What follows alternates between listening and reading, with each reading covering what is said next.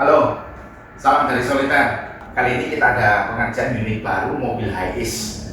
Mobil Hiace ini pengerjaan di tempat kita kemudian akan dibawa ke Palangkaraya dipakai untuk kampus di Palangkaraya. Untuk pengerjaan mobil ini ada 2 unit, tapi kita selesaikan satu dulu, kemudian yang satu lagi on progress juga. Kita mau jelaskan detail untuk pengerjaan di mobil ini seperti apa aja ya. Jadi untuk pengerjaan mobil ini, yang pertama bagian depan ya, kita pasangkan head unit Android 9 in, lengkap dengan frame-nya, jadi tampilannya elegan seperti orinya gitu ya, tidak floating. Untuk head unit Android, karena mobil Hiace ini cukup besar, panjang, supaya lebih mudah untuk manuvernya, kita pasangkan juga kamera 360. Seperti ini kamera 360-nya, samping kiri, samping kanan bisa kelihatan semua. Kamera 360 ini juga dapat merekam ya, difungsikan sebagai dashcam. Kemudian juga di bagian depan kita pasangkan soket USB supaya bagian USB ini untuk lagu. Misalnya mau setel lagu dari depan bisa langsung melalui USB ini. Dan juga selain itu unit Android ini juga bisa Android Auto dan juga Apple CarPlay wireless menggunakan Bluetooth atau bisa menggunakan WiFi.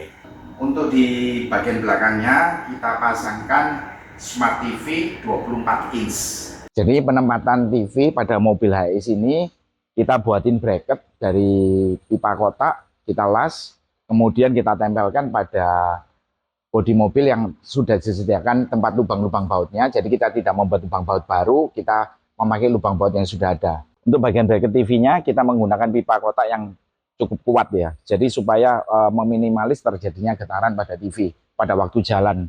Nah ini TV yang sudah terpasang.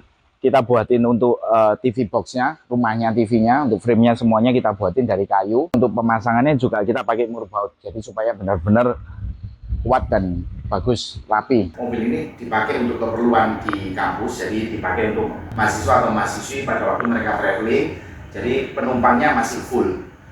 Jadi kita nggak bisa pasang yang lebih besar, supaya masih bisa kelihatan semua dari belakang, tidak tertutup oleh kursi.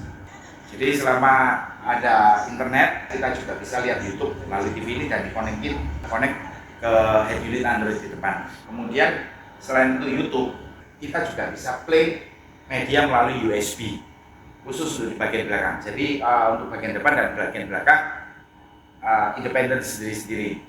Selain itu, kita juga bisa untuk konekin laptop kita ke smart TV-nya.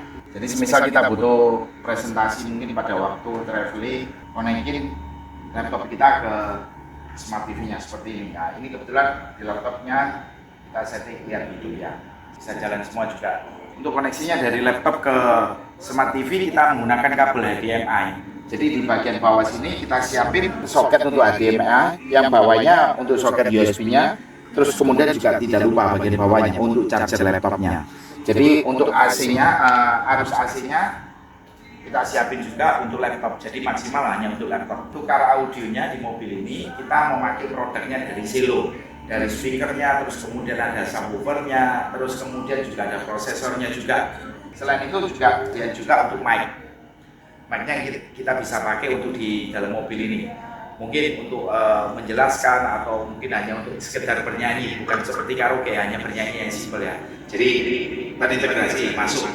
Untuk mic-nya masuk juga ke sistem audionya seperti itu.